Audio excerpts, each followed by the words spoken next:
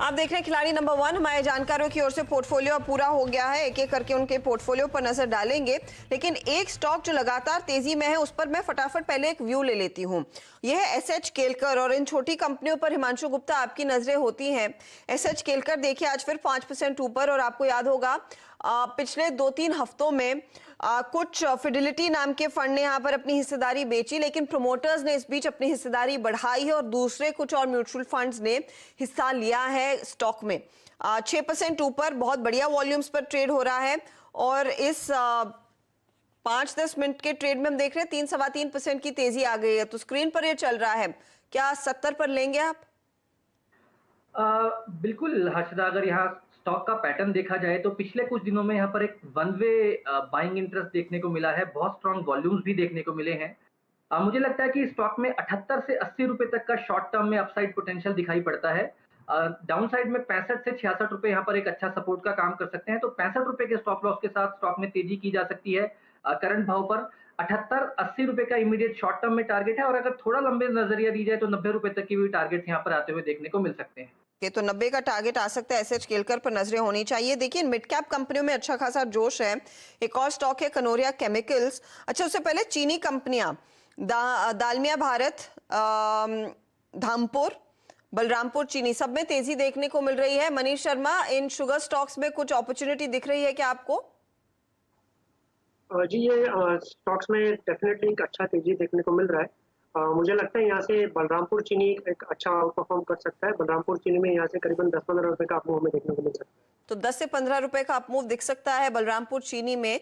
137.40 की तरफ बढ़ेगा ये काउंटर। आप ध्यान रखिएगा 2.5% ऊपर आ गया, ये मोमेंटम इन काउंटर्स में देखने को मिल रहा है। एक और ट्रेड पर नजर डालिए, कनोरिया केमिकल्स। श्रीकांत हो सके तो इसे आप देखिएगा, 35 रुपीज का स्टॉक है, 6% ऊपर और इसी मिनट भागा है। इसी 5-10 मिनटों के मूव में हमने देखा इसमें तेजी है और ये काउंटर करीब अब 8% ऊपर आ चुका है कनोरिया केमिकल्स। यहाँ पे भी अच्छी तेजी बनी है, और इनफैक्ट मुझे लगता है कि जितने भी केमिकल के स्टॉक्स हैं, जैसे आज हेमंत जी ने और नीरज जी ने इसे कवर किया है, मुझे लगता है ये ओवरऑल स्पेस में एक अच्छा बाइंग बना हुआ है और अच्छी वॉल्यूम्स है। और इनफैक्ट ये जो बाइंग हुआ है वो पिछले 3 महीने के अगर आप ओवरऑल चार्ट्स को देखेंगे तो वो काफ़ी सपोर्टिव बाइंग है। यानी कि मेरा बोलना ये है कि ये आने वाले दिनों में भी और अच्छे परफॉर्म कर सकते हैं। कनोरिया अभी 35.75, 34.75 के आसपास ट्रेड कर रहा है, लेकिन जो इसके नेक्स्ट टारगेट्स रहेंगे वो रहेंगे तकरीबन 44 से लेकर 45 के, क्योंकि वहाँ पे इसके इक्विलिब्रियम लेवल्स हैं। तो करंट लेवल से अगर यहाँ से अगर इन्वेस्टमेंट का अगर व्यू हो, शॉर्ट टर्म इन्वेस्टमेंट का, तो कनोरिया केमिकल्स इसे बाय करके चल सकते हैं। बाय किया जाए शॉर्ट टर्म नजरिए के लिहाज से। आप देखिए मोमेंटम वाला ये स्टॉक दिख रहा है। अमृतांजन तो जैकपॉट शेयर है आज का, 14-15% ऊपर, लेकिन कई ऐसे काउंटर्स है जहां पर आज फिर आउट परफॉर्मेंस बनता दिखाई दे रहा है। तो चलिए एक एक करके हमारे जानकारों के अब तक के पोर्टफोलियो का हाल देख लेते हैं और देखते हैं कि किन नए स्टॉक्स की तरफ से सबसे ज्यादा योगदान है आज रिटर्न्स कमाने के लिहाज से। एक एक करके सबके पोर्टफोलियोज पर नजर डालेंगे हम। और सबसे पहले पोर्टफोलियो मेरे ख्याल में हिमांशु का लेकर आते हैं स्क्रीन पर, और हिमांशु दाव लगा रहे हैं दरअसल मिड कैप कंपनियों पर ही। आपने ध्यान दिया होगा भंसाली इंजीनियरिंग, आईओएल केमिकल्स, ये इन्होंने जोड़ा। भंसाली का टारगेट है 48.50 का और स्टॉप लॉस 41 का। आईओएल केमिकल्स में बाय कॉल 425 का टारगेट, 385 का स्टॉप लॉस। अब देखिए रिटर्न्स के लिहाज से कौन ज्यादा कमाल कर दे रहा है। तो भंसाली इंजीनियरिंग 5% चढ़ चुका है। यह है आज का दमदार प्लेयर हिमांशु के लिए। अब आते हैं मनीष शर्मा के पोर्टफोलियो पर, और मनीष ने इनफैक्ट कल के 2 मंदी के ट्रेड्स अभी भी होल्ड किए हुए हैं और एक और मंदी का ट्रेड जुड़ा, वो है भारती एयरटेल। तो भारती एयरटेल के टारगेट्स जो नया आज का ट्रेड है 525 के लिए शॉर्ट किया है, 586 स्टॉप लॉस है। आईसीआईसीआई बैंक को होल्ड कर रहे हैं सेल साइड की तरफ, 325 का टारगेट, और बजाज फाइनेंस में 200 के टारगेट के लिए अभी भी होल्ड किया हुआ है इस ट्रेड को। स्टॉप लॉसेस भी आप नोट कर लीजिए इन दोनों ही काउंटर्स के। तो आईसीआईसीआई बैंक इनके लिए 4% जोड़ रहा है, 3.5% जोड़ रहा है बजाज फाइनेंस, और भारतीय एयरटेल 0.35% इनके लिए जोड़ रहा है। तो यह है मनीष शर्मा के लिए अब तक की स्थिति। अब आते हैं श्रीकांत के पोर्टफोलियो पर, और श्रीकांत ने इस समय एक ही स्टॉक जोड़ा है और वो है स्पेंसर रिटेल। इनके लिए बंधन बैंक, पॉलीकैब, बाकी एल&टी फाइनेंशियल होल्डिंग्स के कल स्टॉप लॉसेस ट्रिगर हुए। तो स्पेंसर रिटेल में 110 का टारगेट इन्होंने दिया है और 92 के स्टॉप लॉस के लिए फिलहाल इस ट्रेड को ये होल्ड कर रहे हैं। दोपहर में एक और नया ट्रेड ये जोड़ेंगे अपने पोर्टफोलियो को मजबूत करने के लिए। अनफॉर्चुनेटली स्पेंसर रिटेल इस समय आधा % नीचे का प्रेशर डाल रहा है इनके पोर्टफोलियो पर। तो अब ओवरऑल सिचुएशन क्या है हमारे जानकारों के पोर्टफोलियो की, चलिए वो लाते हैं स्क्रीन पर। और हिमांशु गुप्ता के रिटर्न्स अब हो चुके हैं 30% के, मनीष शर्मा के रिटर्न्स है 12.64% और -3% के रिटर्न्स श्रीकांत के जो थे अब -7.86% पर आ गए हैं। होपफुली ये एक और दोपहर में दमदार ट्रेड इनकी ओर से आएगा और फिर वो मोमेंटम भी ये हासिल कर पाएंगे अपने पोर्टफोलियो में। एक दो सवाल आ रहे हैं ट्विटर पर, तो उनके जवाब मैं आपसे लेना चाहूंगी। श्रीकांत, हमें लोग पूछ रहे हैं कि L&T इन्फोटेक पर क्या किया जाए, क्या अपॉर्चुनिटी है ट्रेड लेने की? दीपांशु गुप्ता का सवाल है।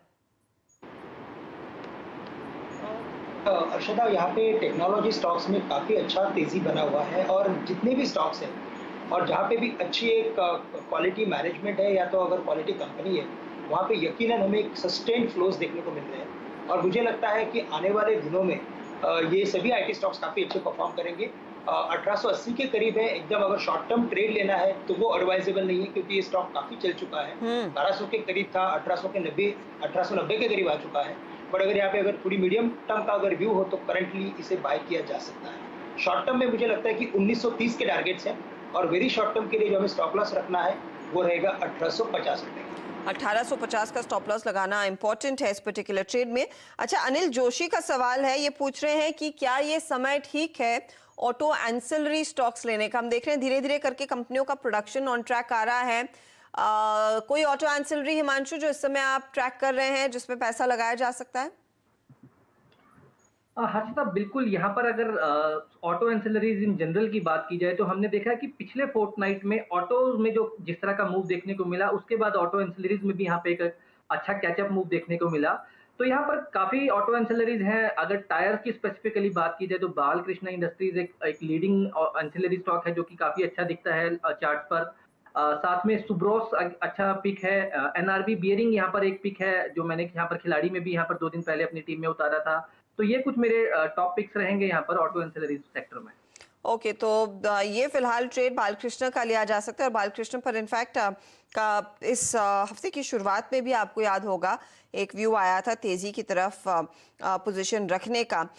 निफ्टी बैंक इस समय 171 अंकों की बढ़त दिखा रहा है, लेकिन मिड कैप्स में पूरा तेजी का मूव है। और इस घंटे सन फार्मा एडवांस रिसर्च, आपको याद होगा स्पार्क के जो नंबर्स आए थे वो बहुत ही खराब थे।